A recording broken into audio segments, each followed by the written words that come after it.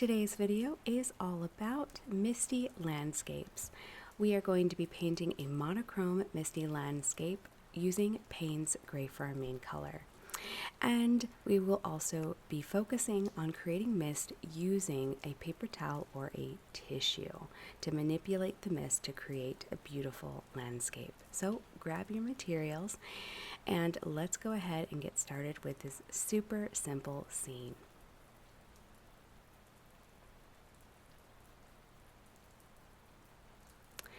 So I spray my paper and then I go ahead and take a watery mixture of Payne's Gray. It's quite saturated, but I spread it out with a bit more water to soften it up. Most of the paper is dry, but because I've misted it, and I would say I probably did about maybe 5 mists on the paper, I wanted it to be easier to spread and I wanted to avoid any hard lines. You can easily soften the lines by adding water and smoothing it out. I'm creating a misty effect here first by just moving the paint around, but as I start to add in my subjects, which in this case are my trees, then I go ahead and I create mist by using a paper towel. That's going to be the main focus of today's video as far as creating mist. There are many ways to create mist, but this video is all going to be all about the paper towel method.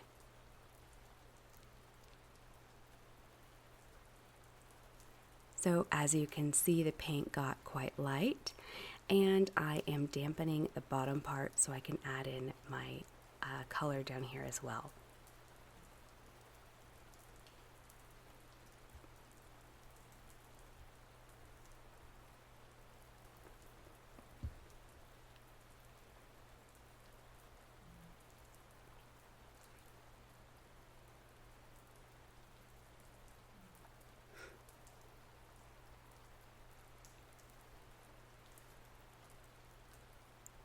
As far as laying down this first wash of paint, the brush I'm using is a Polina brush, but honestly it doesn't matter. Just get one that can spread the paint around and that is big enough to cover a large area. Now I have put down my first tree, and as you can see, most of that tree has spread out and feathered out and pretty much disappeared. But that is okay because as I work my trees into the wet area, I smooth it out and spread it out, and then I drop in some more color to create a bit more depth. So it really doesn't matter if your tree disappears. And when it comes to misty scenes that I do, it's all about layering. So I will lay down my trees, and then as I move along and things start to dry, I lay down more and it covers up a lot of the areas that have disappeared with a darker tree. So really it's totally fine if your trees disappear. If you don't want them to disappear on that first wash, then I would go ahead and definitely let the paper dry. You can see that I dropped in more paint there to make it a bit darker, and here's where I'm starting to use the paper towel. But here's the secret: mist the paper towel or get it wet beforehand.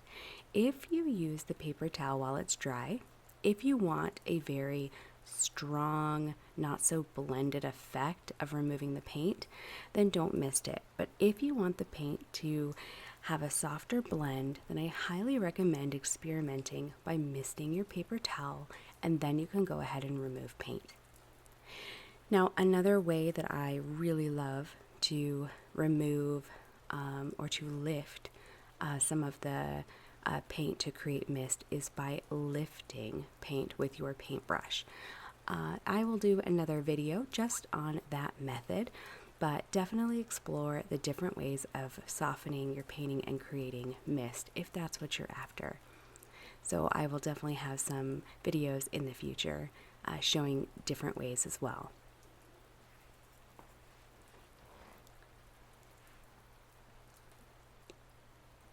But you can see that the base of my tree has pretty much disappeared, but I'm not worried because I blend it out.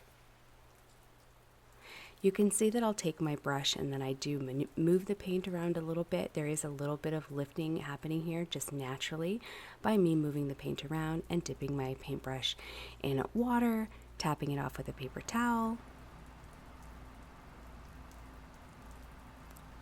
Excuse my AC.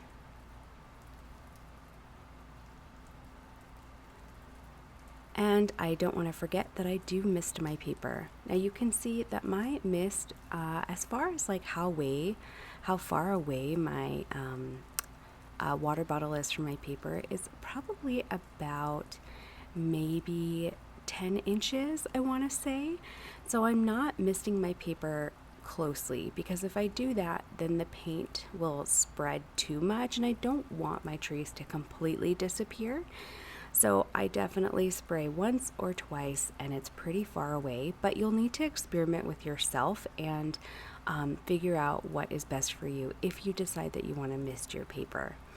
Now, I know I constantly say it in all of my videos, but the reason I mist my paper is because I love the effect that it does for my trees, and it really does a lot of work for me, and it helps me create those beautiful branches that spread out.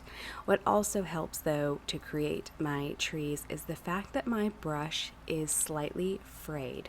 Now, I am using a Princeton Velvet Touch Long Round, and this one happens to be in a size 4, I want to say, but I always use a size 4, a 2, and occasionally a size 6, but they're all the same as far as being a Princeton Long Round brush. And the more that I do these trees, the more frayed my bristles become, creating a fun tree.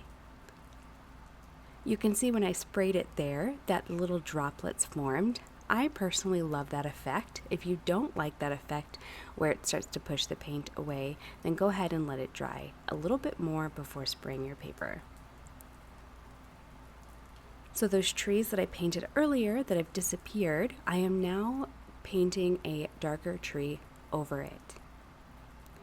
And I blend it out and soften it out. And remember, I occasionally, not every tree that I lay down, I'm going to use the paper towel because I don't want to remove so much of the color.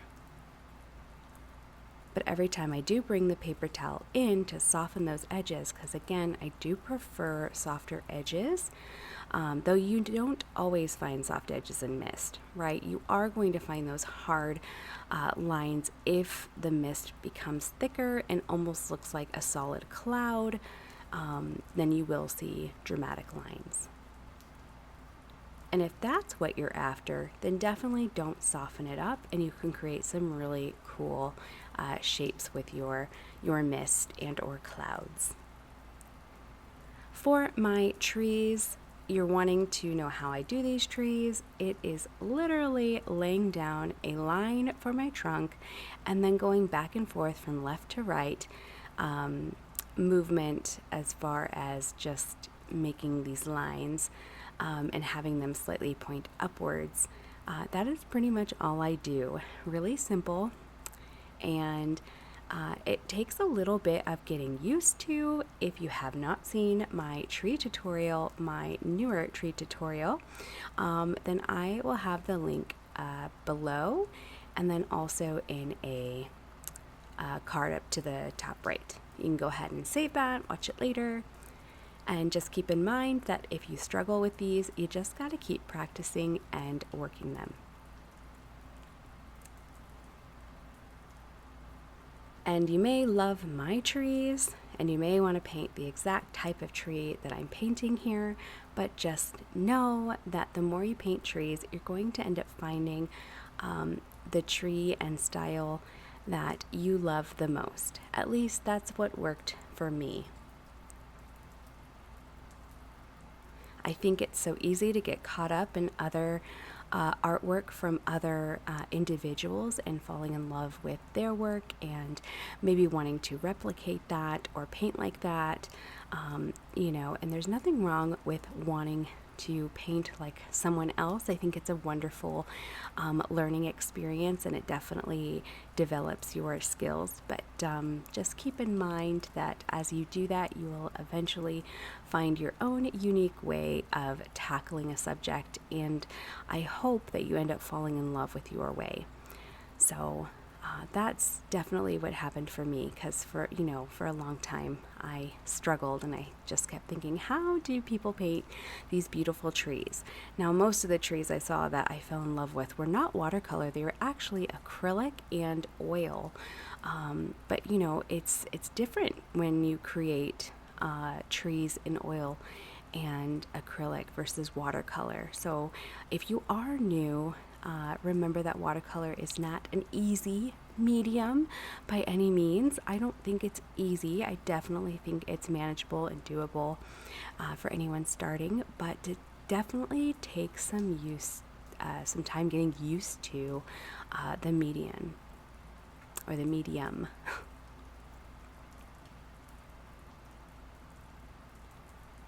Now, this video is quite long, and I did that on purpose because I wanted to show you the full process of how long it takes me to create a painting this size. And this size is about a 4x6, maybe a little bit bigger. I did not properly measure it out, but that's about the size of it.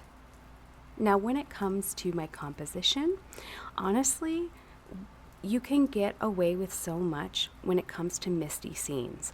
You can have your trees start from the top and work your way down with the mist. You can have your trees start from the bottom. You can have them start from the side, coming out at weird angles. That is the beauty of creating misty scenes, is that there's really no right or wrong way. I also want to point out that as you look at the bottom of the painting and you see those white areas, when I add in a bit more water to my brush, I have relaxed a little bit in my paintings, in the sense that if water droplets drop in there and the paint spreads and moves away and gives you almost that cauliflower effect, normally in the past I would go ahead and try to rescue it by moving the paint around to avoid the cauliflower effect. But honestly, I actually really like it, so I've left that a little bit. So if water droplets get in there in my wet paint and move things around, I am okay with it. I'm not a relaxed painter. I'm quite, I can get quite stressed, and that's because I have a vision of how I want something to look, and I want it to be, dare I say, almost perfect. I hate to use that word, but if I'm being honest, that is how I usually like to paint, or maybe I don't like to paint that way, but that's usually what happens. But with this painting, because I've taken a step back from watercolor, I mean, I haven't posted a video at the time of recording this video in a month, and that's because I've been focusing on my digital art. But it's been really wonderful to step back, to get off social media, especially Instagram, and to come back to it with fresh eyes. So I highly recommend that if you've been on a watercolor journey for a long time, to stop consuming, and that is even this video, and to give yourself some room to explore different art and different materials, and then come back. And I found that I'm definitely feeling a bit more relaxed and less pressure. So I, sometimes experience, and I'm sure many artists who record their work, whether it's for Instagram or YouTube or whatever else, feel a slight pressure of making sure that it looks good, that it's perfect, because you want to be able to have a nice painting and a good experience for anyone who's watching it. So, but this one, I just relaxed and it felt really wonderful. So you can see a bit more of that mist forming now, and I go back and I use my paper towel every so often.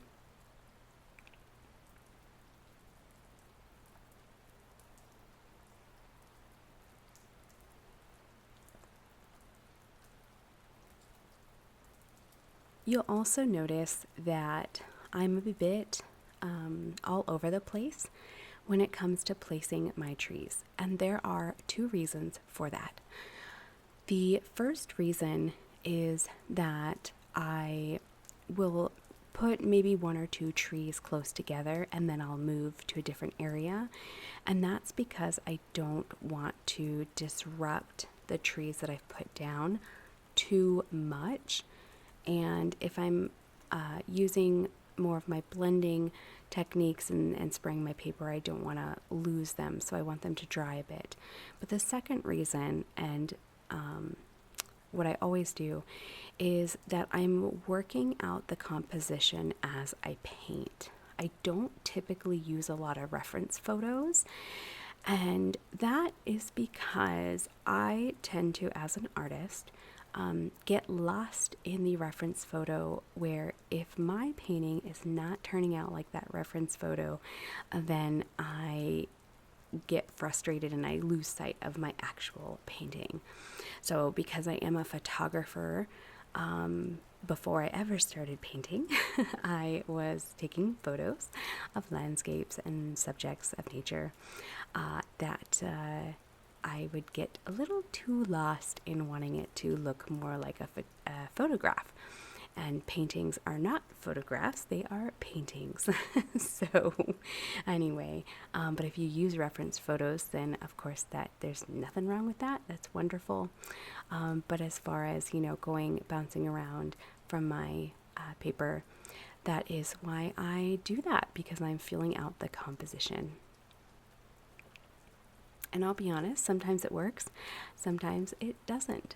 That's why I suppose it is important, if you want to sketch out your paintings.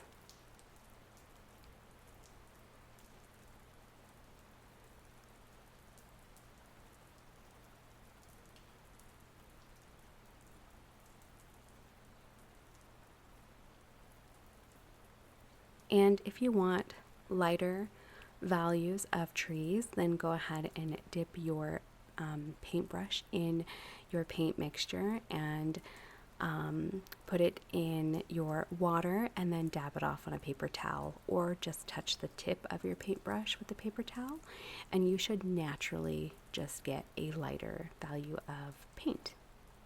And of course, if you want a darker value, then you put your paintbrush in more concentrated paint, and you don't put your paintbrush in water.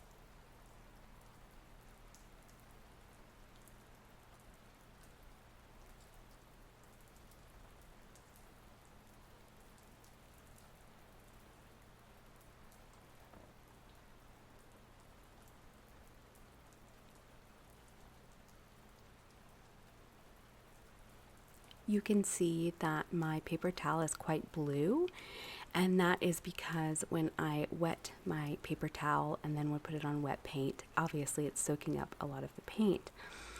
Now, if you find that when you do this over time, you start to actually repaint the area with the paper towel, go ahead and just rip off another piece of paper towel, a fresh and clean one, and mist that and get it ever so slightly damp, and that way you won't spread more paint in areas that you might want mist, because obviously it gets quite gets a lot of paint on the paper towel, so when you press it down on the paper, you're going to get those spots.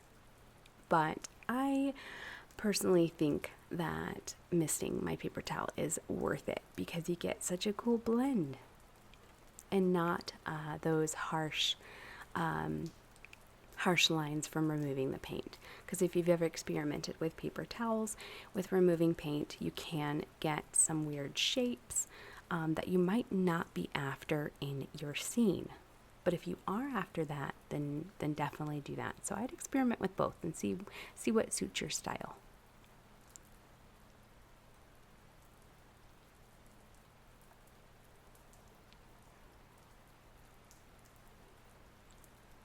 I'm using Payne's Gray here because I really enjoy that color. It's a bit more moody. Obviously, it's on the cool tones, and it just is a wonderful basic color for like a monochrome landscape when it comes to misty scenes. But other colors that I love that are pretty much in almost all my videos are pearlane green and deep sap green.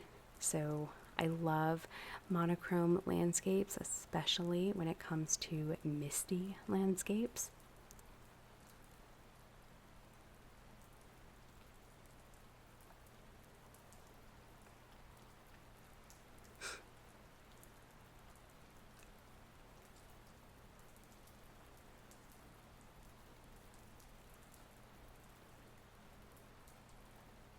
This scene might be quite beautiful if you wanted to make it a snowy scene, a snowy, misty scene.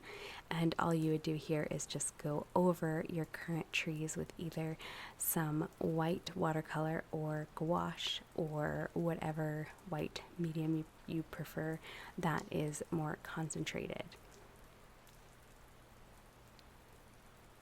Which I plan on doing a misty winter scene in the future.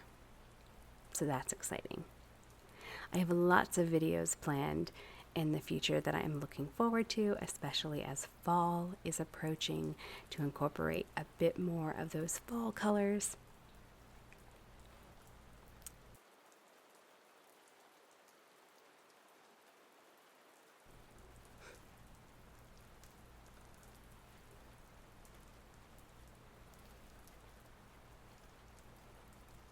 If you wanted to create some more trunks here, which I didn't think about doing, but I'll have to do that in a future video, then you can take a scraper tool while the paint is still wet on your tree, and you can remove the paint that way by scraping out a trunk. You can do it when it's dry as well.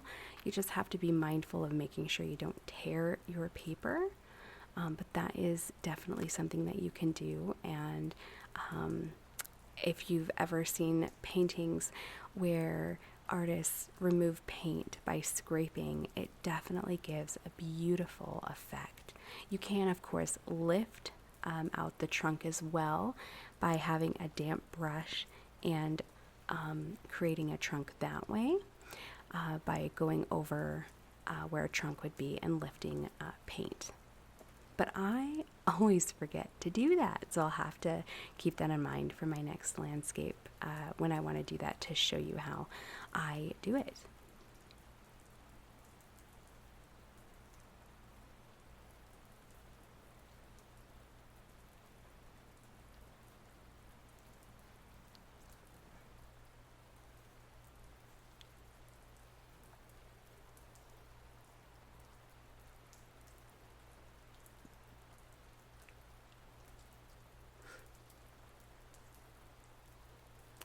But see how cool that paper towel is when it's wet. Now I did spread the paint out a little bit by adding a bit more water and softening the edges, but the damp paper towel just makes it spread nicely and feather out. And of course, as it's still drying and the paper is still slightly damp, it's going to naturally move a little bit more.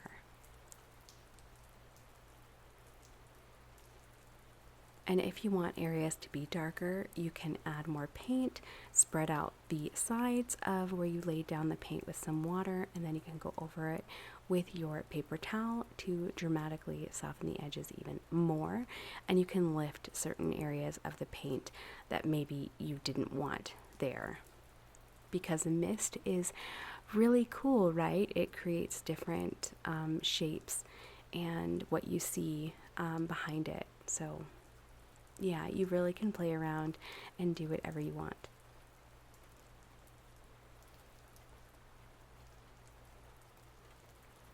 you can even create mist in the sky.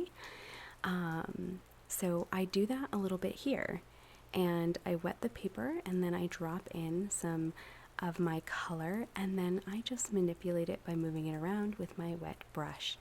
You can also use your wet paper towel here, but because mine was quite dirty, I didn't use it there.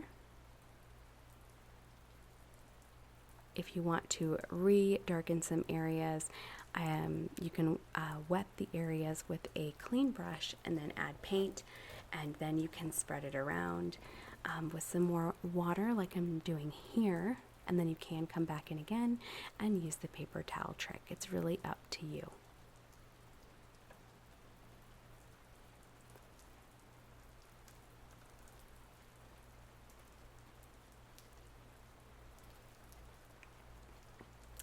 So that cauliflower effect that I was talking about earlier, you can definitely see it happening on the right side where my brush is right now. And I think it looks really cool. So I'm really happy with relaxing. So I encourage you to relax with your painting and just see what happens, because you might create something really beautiful that you may not have liked before, but you like now. So yeah, I was really happy with this painting at the end.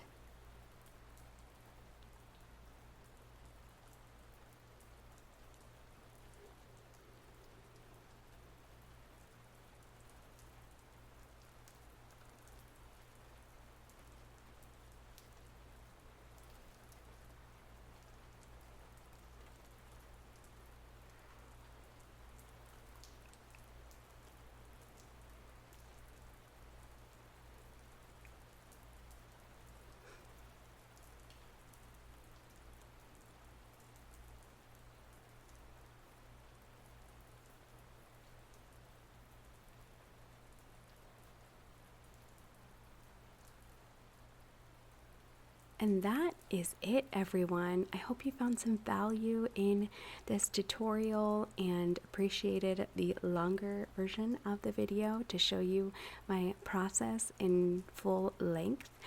But let me know what you think, like and subscribe. I hope you enjoyed this video, and I look forward to seeing you in my next one. All right, take care, my friends. Bye.